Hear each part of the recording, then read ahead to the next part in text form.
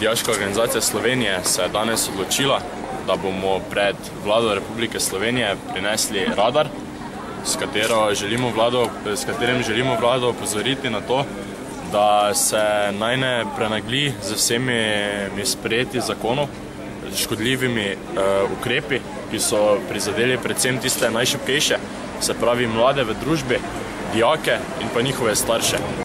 Predvsem bi opozoril na neurejeno subvencionirano prehrano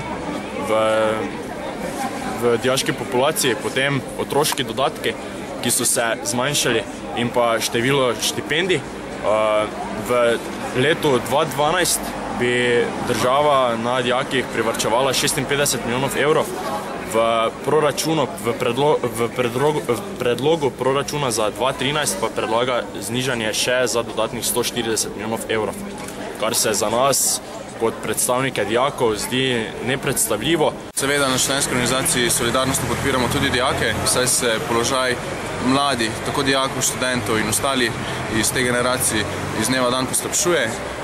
Simbolično verjamemo, da je vlada dojela sporočilo dijakov, da naj ne hitijo škodljivimi ukrepi, če naj bojo dobili kazen, zato tudi simbolično postavljen radar.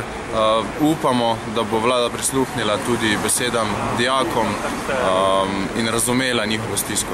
Da se navežem malo na situacijo v Mariboru, kjer je teh radarjev veliko in ljudje po velikih številkah dobivajo kazni, smo se tudi mi odločili, da postavimo to pred vlado in s tem simbolno zaustavimo ves promet sprejemanja ukrepov te vlade.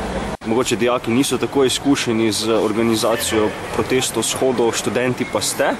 Zakaj je torej prišlo danes do tele zmede z pisanjem kazni? To je v bistvu vprašanje za gospode policiste. Jaz tole ne smatram kot javni shod. Mislim, da je bilo zgolj neko sporočilo, mimohod parih dijakov.